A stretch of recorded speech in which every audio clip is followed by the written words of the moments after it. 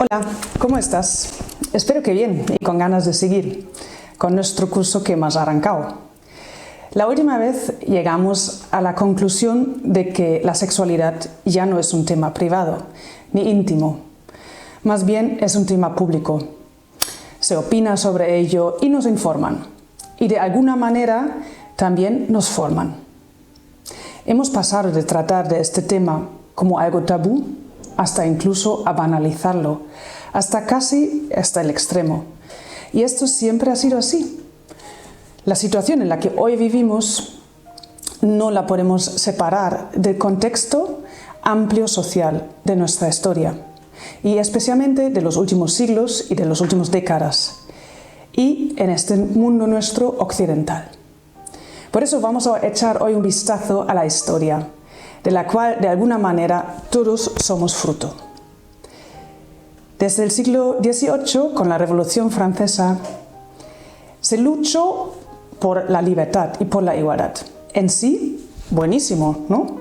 Es un paso en nuestra historia, pero en algunos aspectos una liberación que ha dejado ciertas esclavitudes.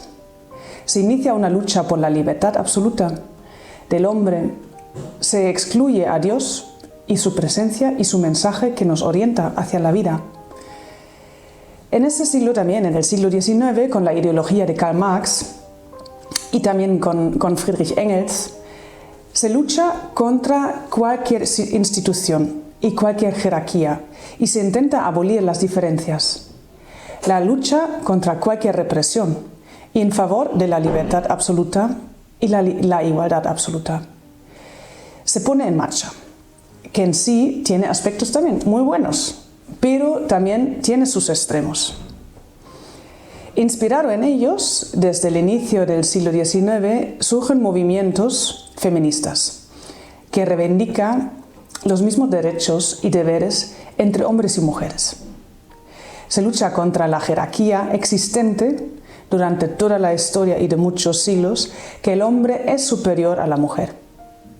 Más inteligente, más dotado en sí, más completo, y se lucha contra romper este poder del hombre sobre la mujer.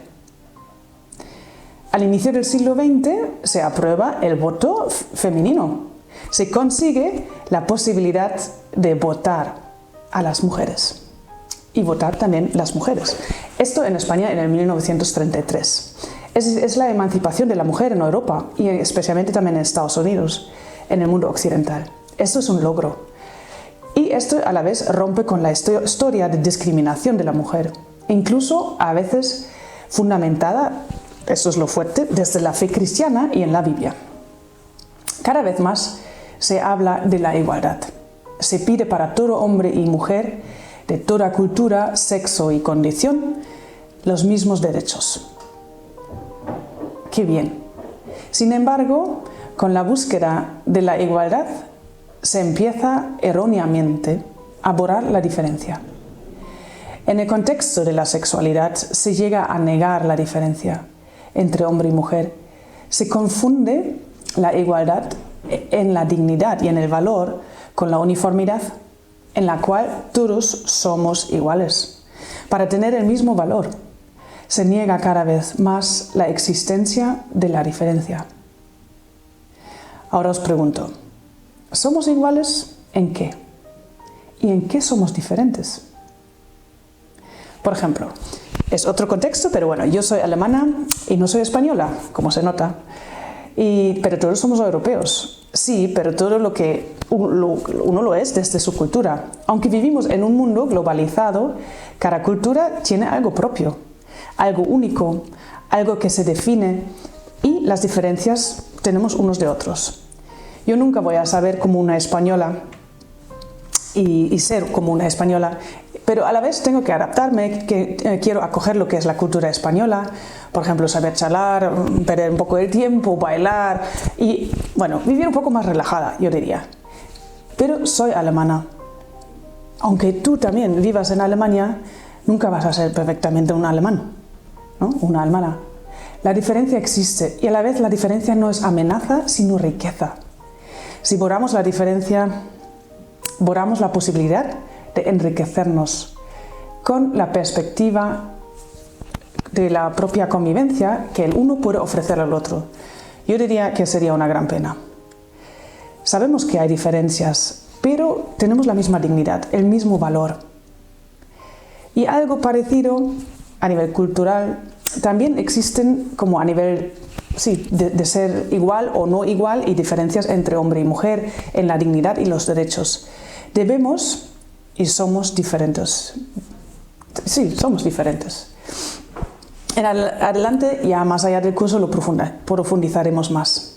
Bueno, en el siglo XX culminó la búsqueda de la igualdad y de la libertad en la revolución sexual en los años 68, con la influencia de Wilhelm Reich y de Herbert Marcuse. Luego también invitaban a experimentar estos dos todo tipo de vivencias sexuales, de todo tipo.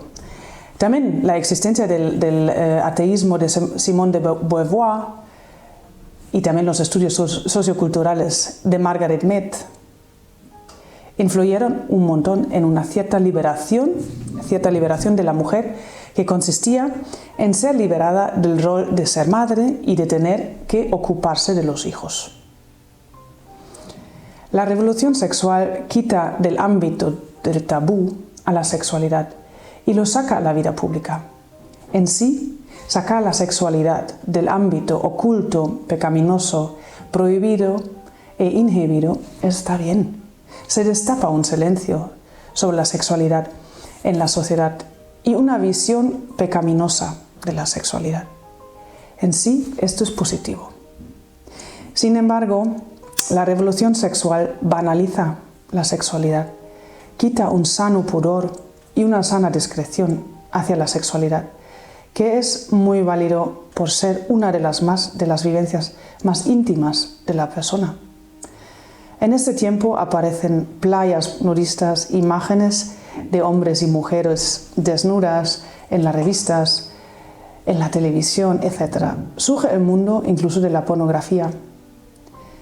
La sexualidad, que en sí es algo íntimo y vulnerable de la persona humana, es sacado a las plazas, en la vida pública y a veces sin protección y sin cuidado. En los años 60 también se inventó la píldora anticonceptiva y con ello surge la posibilidad de desvincular el acto sexual de la concepción como primera desvinculación. La segunda, desvincular el acto sexual de la paternidad y de la maternidad, es decir, de la fecundidad, y desvincular también el acto sexual de la responsabilidad personal e incluso del amor, de una relación personal con la que la persona se relaciona. Estos años provocan un cambio muy fuerte en la comprensión de la sexualidad y se inicia todo tipo de vivencia. Y lo que más marca, empieza un tipo de desvinculación de la sexualidad de la persona. De la desvinculación también de la relación amorosa y de la fecundidad, de la responsabilidad, que en sí naturalmente lo implica. Yo creo que esto nunca es suficiente de reflexionarlo detenidamente y de pararnos ante este cambio. En la sociedad cada vez más vivimos las consecuencias de estos cambios impresionantes. Los medios anticonceptivos ya son frecuentes, ¿no? Aunque hace pensar que la mayoría de ellos tiene que acoger la mujer. El primer acto sexual se vive cada vez más joven, ¿no? Porque no supone relación estable, ni responsabilidad de quedarse embarazada o de tener un hijo. Todo esto nos ha influido un montón. Y al finales del siglo XX, la búsqueda de la igualdad y de la libertad absoluta se reflexiona sobre el sexo y sobre el rol social. En el siglo XXI ya se cambia la palabra sexo por género. Se postula que no hay una identidad que atraviesa todo el ser como la sexualidad, sino se reduce la sexualidad a un rol cultural, educativo y social. Por ello, todo individuo tiene la posibilidad de elegir su sexo. Ya desde la existencia del existencialismo ateo de Nietzsche, Dios ha muerto y se afirma cada vez más que no hay una instancia superior, ni a valores absolutos. El hombre no es creado, ni ha recibido la vida, sino todo se comprende como una autoconstrucción. Has de elegir y construirte por ti mismo. Pensad, por ejemplo, en Michael Jackson, ¿no? Es un ejemplo evidente de la autoconstrucción. De elegir el color, de elegir la nariz, de la piel, ¿no? Y todas esas cosas, ¿no? Vivimos cada vez más en la idea de la autopresentación, de la autoconstrucción y de la autoescenificación, ¿no? Es evidente que hay que crecer, claro, y es bueno la sana autonomía y la responsabilidad frente a la vida y frente al propio futuro y toda esta parte, ¿no? Construir el futuro, pero puede ser que también se llega a una sobrecarga a la persona con el deber de elegir todo, incluso el sexo, sin el consentimiento de alguien, de nadie en el fondo, ni de las personas que más nos acompañan en el crecimiento, como pueden ser unos padres.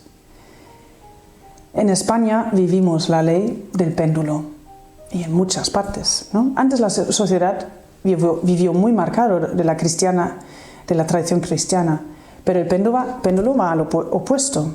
Parece que hay que liberarse de todo y de todos, que puede parecer parecido a la tradición, a la religión o a ciertos valores, incluso liberarse de Dios, ¿no?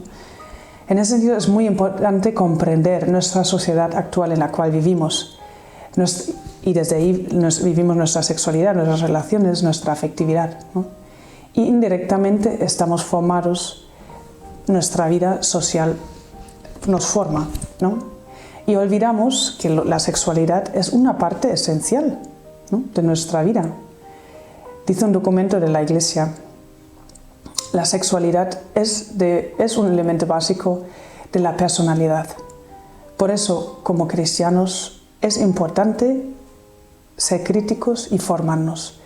Tenemos que conocer en qué momento de la historia estamos y en qué realidad vivimos. Hoy te dejo las siguientes preguntas. La primera, ¿qué asocio yo con la palabra igualdad? La segunda, ¿qué sé de la revolución sexual? Y la tercera, ¿qué significa en este momento de la historia para mí elegir y construir mi vida? Pues ánimo, y te deseo un tiempo sereno de reflexión, sabiendo que eres una persona en la historia que puede también marcar esta historia. Puedes influir en tu vida y en la vida de los demás, ¿no? Puedes de alguna manera ser un revolucionario y ayudar a otros a también hacerlo en esta historia. Pues nos vemos pronto. Chao.